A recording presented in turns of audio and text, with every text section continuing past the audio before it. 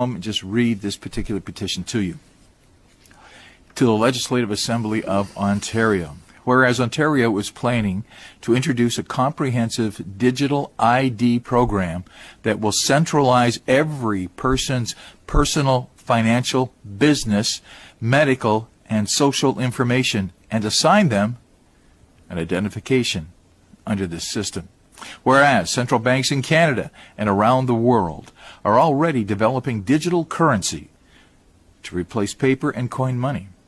And these digital currencies will be integrated into any digital ID program.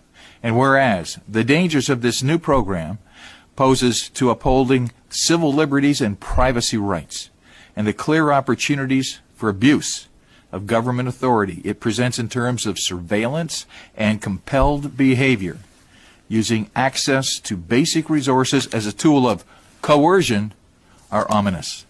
They point towards progression to a dystopian, communist, Chinese-style social credit system.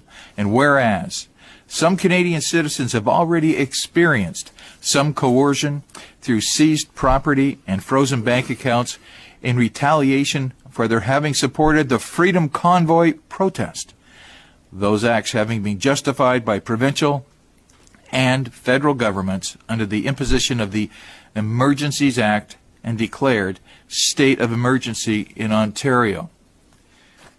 Therefore, we, the undersigned, petition the Legislative Assembly of Ontario as follows. 1. Insist that principles of data minimization, decentralization, consent, and limited access must be upheld in Ontario even as our world becomes increasingly digitalized. And 2.